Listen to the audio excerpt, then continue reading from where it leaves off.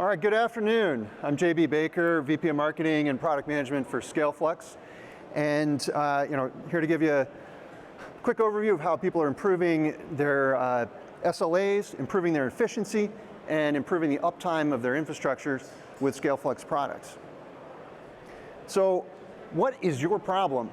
Well, when we phrase that a little more politely of like, what problems are you facing, our customers gave us all kind of the universal set of responses around, we have very demanding users and every time the latency spikes, I get a call. Or, hey, we want you to do what you're doing this year, but double without increasing your budget. And actually, we want you to shrink your budget, so doing more with less. And then, yeah, we want you to integrate or deploy new technology, but no, you don't have any resources to do development around that. Hey, we got this new application and the IT, the applications people are bringing in new applications and forcing them in my infrastructure. I got multiple OSs that I have to deal with, and it's just the complexity is a nightmare. And then downtime, that is definitely one of the things that people talk about as keeping them up at night. And being green without a whole lot of clarity around what exactly being green and being more sustainable with our infrastructure means. So at ScaleFlux, hearing all of these problems from our customers and target users, we built a better SSD that helps them. So with this SSD, it's all of the features that you get in your ordinary NVMe SSD that's designed for data center and enterprise environments, plus additional functionality via hardware compute engines to deliver twice the performance, twice the endurance, and then twice the effective capacity of an ordinary drive. All this, to keep it simple and avoid that complexity, is done with standard NVMe drivers. So there's nothing to install, no software, no driver, no application integration to do. You're just using standard NVMe commands. And so as we got this product out to our customers, one of the customers that we sampled to, he plugged them in, tested it out, and he's like, hey, finally, I get a drive that both performs well and is highly economical. Come on. All right. Other benefits that the users are reporting with our drives. So that improvement to the SLAs, much more consistent and much lower latency out of the drives, translating into better application performance and a better user experience. Helping them with efficiency and meeting those KPIs around performance per watt, performance per node, performance per dollar. Again, getting better performance out of the drive improved the application performance to improve that overall efficiency. And then improving uptime. What we've had several people tell us about is, hey, I can use one of your drives in place of two of another vendor's drives. That reduces the number of things that can possibly fail in my environment. Or with your drive and getting more performance per node and more performance per cluster, I can deploy less hardware to achieve the same results, again, reducing those opportunities for failure. Regarding the SLAs, here's 3 examples of different applications where putting our drive in improved the latency and improved the customer experience. Aerospike is an extremely high performance, very latency sensitive database, and with the ScaleFlux drives, what we see is that what this graph is showing is what % of the read transactions exceeded their threshold. They have a pain point around 1 millisecond. So don't exceed 1 millisecond in latency.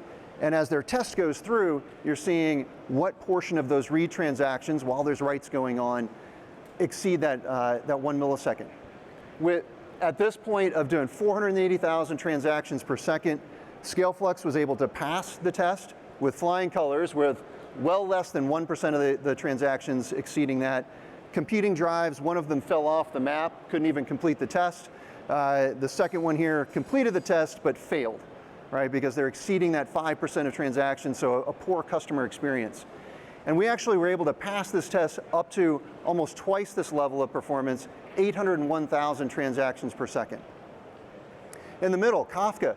So here we're serving out data to the users, and as opposed to using an ordinary drive with host-based compression, LZ4, doing that compression in the drive, we saw a 94% reduction in the tail latency. So that 99% latency, ours is well down here around 1 millisecond versus 16 milliseconds with that host-based compression. Postgres. So what we're showing here is the write latencies in a mixed read-write workload across a increasing level of work. So on the left side, it's only one thread. In the middle, there's a chunk that's 8 threads, and then 16 and 32 and 64 and 128 across here. And what you can see in the purple, I guess it doesn't stand out as well, but those straight lines across the bottom, that's the write latency with the ScaleFlux drive, and that scatter plot of latencies varying all over the place, that's with an ordinary NVMe drive. And kind of the interesting thing with this particular graph is we had to put it on a log scale to even show up. So we were 100x lower in average latency, and then you can see the consistency there is much more clean. HP is deploying our product there in their Superdome Flex with Aerospike, and they're seeing massive improvements in latency with our drives, as well as extending the capacity to twice the physical capacity of the drive, a further improvement in their efficiency. Now for going green, or efficiency metrics here, what we see is that in MySQL, because of those latency improvements and because of the write and read-write performance improvement, we're able to get over twice the performance per node. So the same baseline server, replacing an ordinary NVMe SSD with a ScaleFlux SSD, we get twice the performance.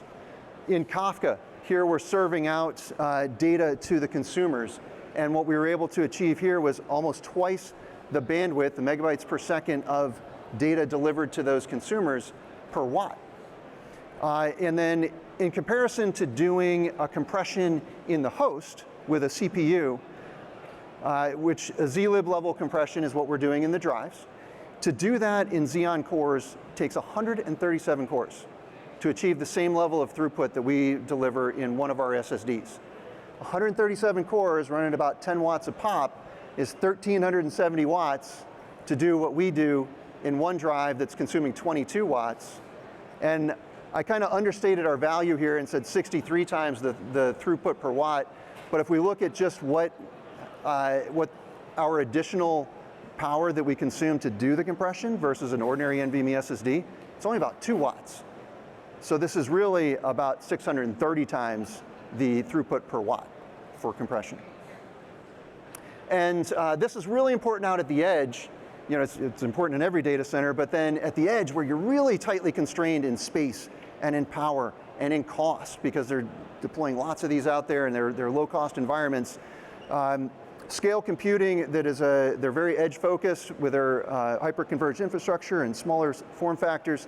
They love this product because we're able to add services to those edge systems without adding power and without adding cost to the overall infrastructure. Now, letting you sleep at night, which if you're in ops, this is a big thing, and reducing how many failures you have. GMO Cloud, the example here for MySQL is based on GMO Cloud, where with ordinary drives, to achieve a certain performance level, they had to deploy 3 sets of 2-node clusters, or redundant nodes in their cluster. Each node had 2 drives in it. With the ScaleFlux drives, in place of those ordinary NVMe SSDs, they were able to shave the server infrastructure in half and cut down to 1/4 as many SSDs to deliver the same performance. So you've got significantly less opportunities for failure, so 4 times the reliability while still delivering the same throughput as you had before. In RocksDB, the application itself introduces a ton of write amplification into the drives, wearing out the SSDs. Well, by doing added compression right in the drive, we slash that write amp that the flash is seeing and extend the life of the drives significantly. Redis on flash, another one that it's an extremely write-intensive workload. We had an engagement with a financial services company, I can't disclose who, and in their environment they were using 3.84 terabyte drives, and with the amount of writes that were being driven by the Redis on flash application, because they're thrashing these logs, they were going to burn out their drives in 12 to 18 months. That's a problem because your server you want to last for 3 to 5 years, and you don't want to have to go out and change out drives. That's a real pain in the, you know.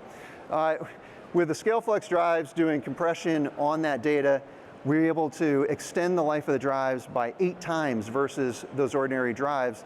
So not only did we meet the service life of the servers, but we allow them to potentially extend the service life of those servers by expanding the life of the drives. So, you know, quick takeaways. We have built a better drive that contributes to improving your application latency, improving your performance and storage density, extending the drive life to then give you that better customer experience that your application users and IT ops people, DevOps want. Improve that infrastructure efficiency to help you meet your green KPIs, and improve that infrastructure reliability so you can sleep at night and not have service calls. And then that results in overall improvements in TCO, better application performance, and fewer headaches for all of the operations folks. So we're over here in booth B3. So you can scan the code here and get right to our landing page with all of with additional content, more details about each of the applications that I showed here. And contact us to line up a POC, get sample drives, and ask us questions. So we have a few minutes to take any questions. Oh, yes. Well, if you ask a good question, I'll get an extra raffle ticket. There we go. Anyone with a good question gets an extra raffle ticket. A terrible question gets an extra raffle ticket. I want to know, so you're saying it's less expensive. Is it, you have like a number, like a percentage less expensive than one of the big vendors like Samsung? Sure. So, I mean, where you get same size drive. So, yeah, so a same size drive, we're going to be a similar price point to one of the major vendors, but what you're going to be able to do is store twice as much. Oh, so the question was, how do we save money? What's the pricing versus one of the big name vendors? So for a similar capacity drive, similar physical capacity, we're going to be a similar price point. But then you're going to store twice as much data for that, right? And then, and longer lifespan, and then, oh, by the way, by using our drive instead of one of theirs, maybe you only have to buy half as many servers, or you only have to buy half as many drives to achieve that same throughput and workload. Exactly, he nailed it. TCO is much better. We have manufacturing. So the question was, where are we building the drives? We have manufacturing lines in North America, Mexico, as well as in China to service the Chinese market.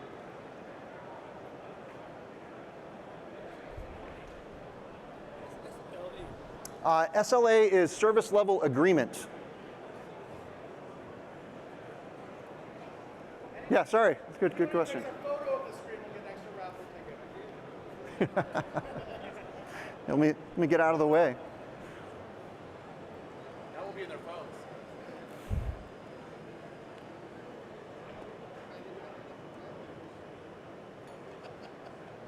Other questions?